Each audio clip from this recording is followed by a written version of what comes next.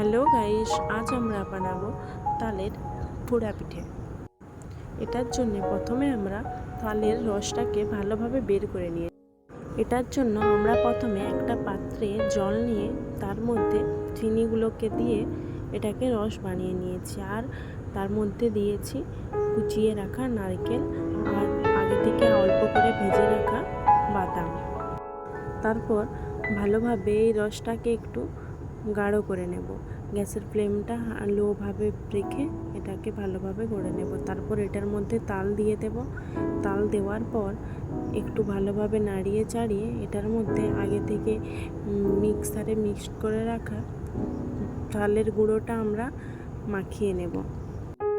একসাথে চালের গুঁড়োগুলো দেওয়া যাবে না, এটা আস্তে আস্তে দিতে হবে যাতে এটা খুব ভালোভাবে মিক্সড হয়ে যায়। সেই জন্য আমরা আস্তে আস্তে সবগুলোকে একসঙ্গে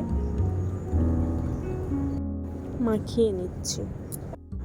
গরম পাত্রেই কিন্তু এটা মাখাতে হবে, তাহলে মাখানোটাও অনেক সহজ হয়ে যাবে আর পিঠেটাও অনেক নরম হবে। এই যে দেখুন, মোটামুটি একটা মাখানো হয়ে গেছে। মাখানোটা যেন খুব জলসা না হয় আর খুব টাইটও না হয়।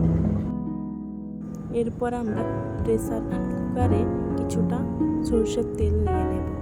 তেলটা ভালোভাবে হাতে করে চারধারে মাখিয়ে নেব। এটা মাখানো হয়ে গেলে আগে থেকে আমাদের পিঠের জন্য তৈরি করে রাখা পেস্ট আমরা প্রেসার কুকারে নিয়ে নেব। তারপর এটা হাতে করে চেপে গোল শেপ করে ঢাকনাটা লাগিয়ে নেব। এই যে ঢাকনাটা লাগানো হয়ে গেছে আমাদের, এবার আমরা এটাকে গ্যাসের মধ্যে বসিয়ে নেব। প্রথমে আমরা গ্যাসের ফ্লেমটাকে হাই করে রাখব। 2 মিনিট পর যখন একটা শব্দ আসবে ভেতর থেকে, তখন আমরা এটাকে লো করে দেব। লো করে রাখার পর 25 মিনিট রেখে নামিয়ে নিলেই তৈরি আমাদের পিঠেটা।